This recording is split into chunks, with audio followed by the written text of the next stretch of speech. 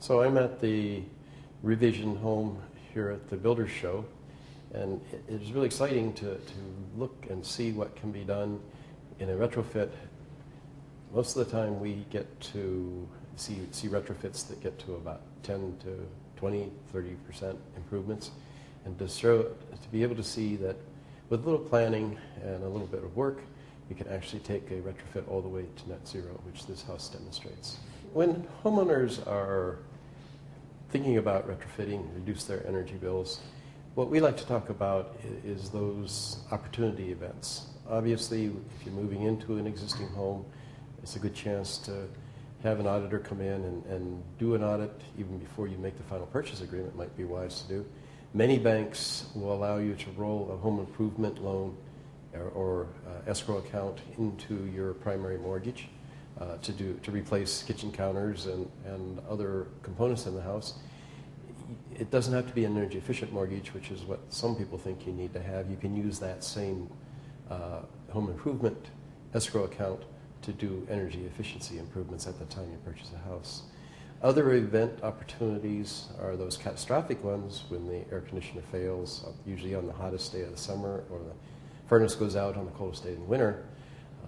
It's good for people to anticipate those types of events because their equipment has typically a 15 to 20 year life expectancy, and so knowing that that equipment is reaching the end of its life, its serviceable life, is the time to begin to look at the other parts of the house and considering the house as a system then to do those improvements, air sealing, adding insulation.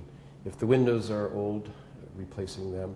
And then that allows you to purchase a more efficient unit, but also a smaller unit, and your purchase cost is going to be more like what you would pay for that inefficient unit if you hadn't made those changes first. Well, obviously, there's been a lot of climate change discussions that was in the news and other people being aware of it. There are those people who argue that climate change really isn't real, and when you get a cold day in winter, maybe that justifies some of their skepticism. But at the same time, if you look at the world supply of energy, that is continuing to decrease. We have found ways to extract natural gas and other resources, but the supply is diminishing. We're working harder and harder to produce the energy that we're using in our homes and in our industry. So we need to be planning for that continuing increase in energy price and decrease in the availability of energy. And the way to do that, 40% of all the energy that we use in the United States is used in our buildings, both commercial and residential, about half and half in each. And so it's very important for us to be building more efficient new buildings, but depending on the economy at the time, builders are building 1 to 2 million new homes. There are already somewhere around 120 million existing homes that could use some degree of improvement.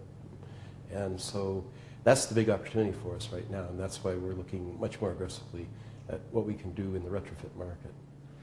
The renewable energy opportunities are somewhat limited for the individual homeowner. That's why the most predominant renewable that a homeowner installs is solar energy systems, either photovoltaics that produce electric energy, or usually more cost-effective is a thermal heating system, which can be used for heating your hot water, for space conditioning. And we're working on some systems that can actually do thermal solar to cooling systems. Those are a ways out, but we're moving forward on that. At the same time, not everybody's house is located where it can effectively collect the sun. So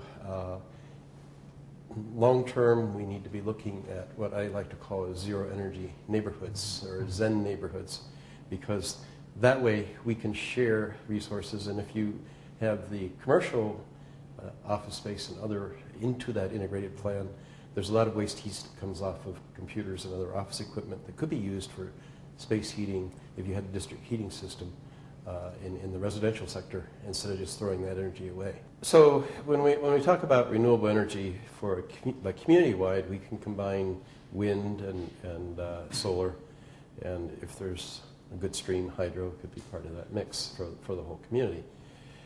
At the same time, we need to be working with utilities to find an appropriate way to integrate the use of renewables into the energy that's being derived from that local house by house or community wide.